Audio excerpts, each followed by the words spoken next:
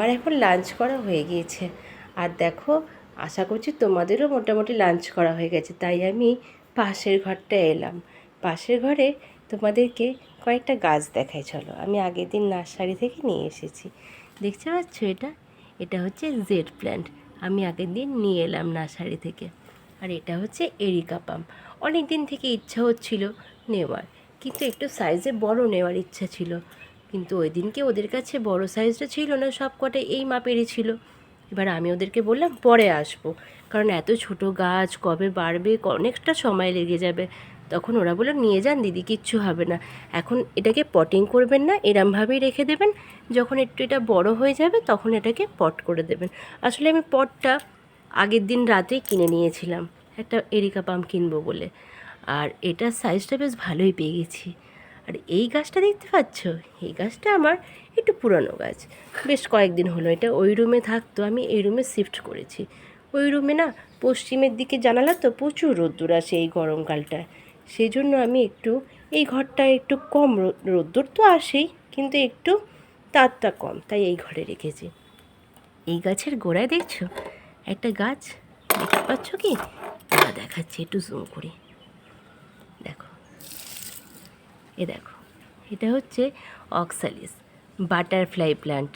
এই গাছটা আমার খুব পছন্দের, আমি প্রায় মাস 6 আরও বেশি হবে আগের বছর করে এই নার্সারি থেকে নিয়ে এসেছিলাম।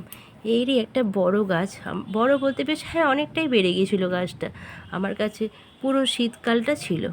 এবার এই বছর গরম পড়তেই এই গাছটা যেন হঠাৎ করে কেমন শুকিয়ে গেল।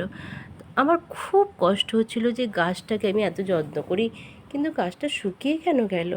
এইবারে তখন বেশ মনটা খারাপ হয়ে গেছিলো। বেশ কয়েকদিন পরে গেলাম যে এই গাছেরই একটা ছোট্ট চারা, এই দেখো এই পটটাতে হয়েছে। আমি এত খুশি হয়েছিলাম সেদিনকে যে তোমাদের বলে বোঝাতে পারবো না। কিন্তু আমি গাছটা এখনই পটিং করিনি, একটু গাছটা বড় হোক, তারপর এটা তুলে আমি আলাদা পটে দিয়ে দেব। আরেকটা জিনিস দেখাই, দেখো এখানে দেখতে পাচ্ছ, হ্যাঁ বাচ্চার ঘর বলে দেখেছো, এখানে একটা বাটি। আর এই দেখো এখানে একটা রবীন্দ্রনাথ ঠাকুর দেখতে পাচ্ছ, এর একটা গল্প আছে, শোনো। আগের বছর রথের মেলাতে গিয়েছিলাম আমি, মিষ্টু, ওর বাবা। এইবারে ওখানে এরকম অনেক ফটো ছিল, আমার খুব পছন্দ হচ্ছিল একটা শিবজির একটা ফটো নিই বা রাধাকৃষ্ণজির একটা ফটো নিই, কিন্তু আমার মেয়ে বলছে এটা কোন ঠাকুর মা, এটা এটা কে মা? আমি তখন বলেছি, ওর বাবা বলছে এটা রবীন্দ্রনাথ ঠাকুর। বলছে তাহলে আমি এই ঠাকুরটাকেই নেব। আমরা বলি না অন্য কিছু নেব, যে না আমি এটাই নেব, কারণ এর গানেই তো আমরা, এই ঠাকুরের গানেই তো আমরা ডান্স করি, তুমি গান করো, তাহলে এই ঠাকুরটা কেন নেব না বলো? সে কি জেদ করে এই ঠাকুরটাকেই নিয়ে এলো। আর জানো এখনও ইভেন মাঝে মাঝে আমি যখন সন্ধে দিই, ও আমার সঙ্গে বসে তো, এবার সন্ধে দিতে দিতে আমার থেকে একটা ধূপ নেবে, নিয়ে আমি ওকে বলি একটু চারদিকটা দেখিয়ে দে শোনো। ও কী করবে, নিয়ে এখান থেকে এসে আর এই রবীন্দ্রনাথ ঠাকুরকেও দেখাবে, আর আমি যদি ভুলেও যাই বলবে কি তুমি এই ঠাকুরটাকে দিলে না মা।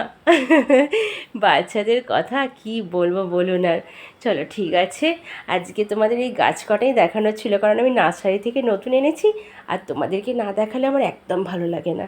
তো আজকের মতো বাই বাই।